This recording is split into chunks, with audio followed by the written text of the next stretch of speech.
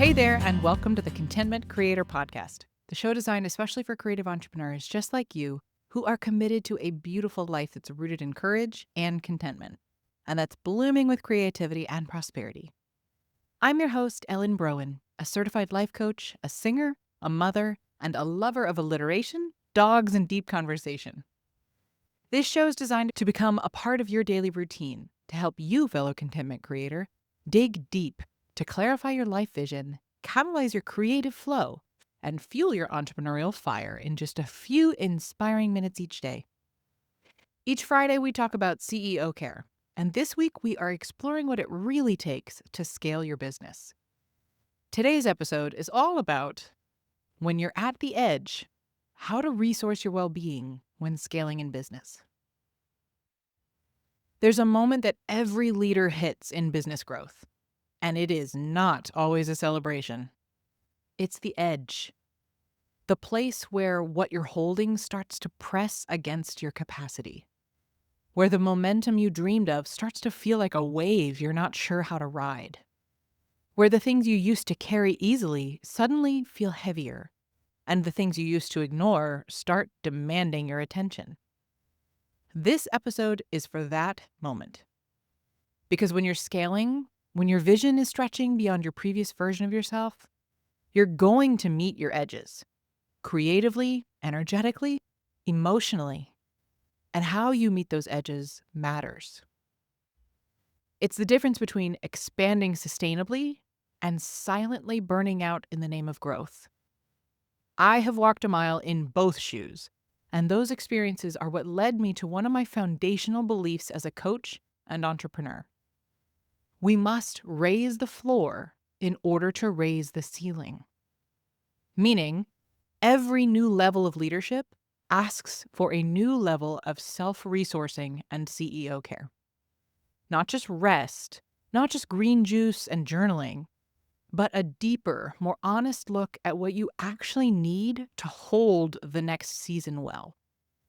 Because scaling doesn't just expose your business systems, it exposes your nervous system. It reveals your coping mechanisms, your beliefs about being supported, your willingness to receive, and your capacity to stay with yourself when things get messy or uncertain. So if you're on the edge right now, not falling but stretching, I want to offer you a different lens for self-care. Because care at this stage isn't just about recovery. It's about reinforcement. It's about creating the scaffolding you need, emotionally, spiritually, physically, to hold the expansion that's already underway. So let's talk about what resourcing yourself at your growth edge might actually look like. Number 1, tending to your emotional edges. You'll know you're hitting an emotional edge when the old stories get louder. Who am I to lead at this level? Will they still hire me if I charge this? What if I mess this up and piss people off? This is where you need containment and processing. Not just mindset work, but emotional witnessing. This might mean hiring a coach who can hold that nuance and not rush you to the positive spin. Talking to a therapist about the deeper roots of your fears coming up. Journaling from the voice of your inner protector to understand what parts of you feel unsafe at this level. You are not too sensitive. You are experiencing growth, and that is an emotional process. Number 2, resourcing your creative edge. Scaling brings with it new creative demands, new offers, new content, new leadership roles. And if your creativity is a key part of your business, which for many of us it is, then you need practices that source creativity instead of drain it. That might look like white space on your calendar, not just for rest, but for play. Creative rituals that reconnect you to your body, not just your brain. Permission to make messy again, especially if pressure is stifling your flow. Don't just ask, what content do I need to produce? Ask, what creative energy do I need to nourish in order to sustain this? Number 3, listening to your energetic edge. You can only scale as far as your energy allows. And energy is not just physical, it's relational, hormonal, and spiritual. So start tracking who drains you versus who energizes you. What tasks create a lingering sense of depletion? What parts of your role feel like they belong to a previous version of you? Then ask, what am I ready to delegate? Not just because I can, but because I must. What boundaries do I need to reinforce to protect my creative energy? What rhythms bring me back to center quickly and reliably? Your next level requires a different energetic budget. You cannot keep spending the way you did before and expect your system to hold more.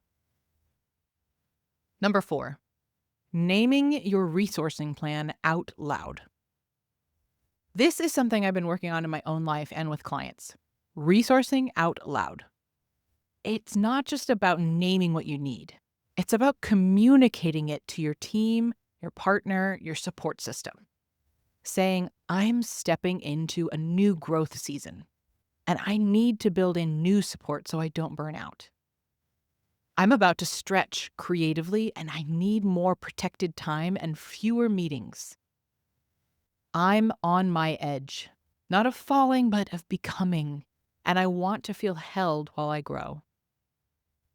You are the asset, and CEO care at this level is about protecting the asset before the emergency, not in response to collapse, but in partnership with your own expansion. So let me ask you, where are you at your edge? What part of you is quietly asking for more reinforcement? And who or what could help hold you so that you don't keep shouldering it alone? The edge isn't a danger zone. It's an initiation. And how you care for yourself at the edge determines what becomes possible on the other side. So let this be your reminder. You are not falling behind, you are expanding. And you don't have to scale alone. Build your resourcing now, because the next level of your leadership deserves a system that can carry you, not just the business you're building. Thank you for being here with me today. Join me here next week as we explore creatives in committed relationships. In our next episode, we'll look at when love grows quiet, reconnecting with your partner in a season of disconnection. If you enjoyed today's episode, please share the love by sending it to someone you know it would support, and by leaving reviews and comments. It would truly mean the world to me to hear from you and to support those you care about. Hit that subscribe button so you never miss a day, and join me in my mission to help a world full of content creators become a world of contentment creators.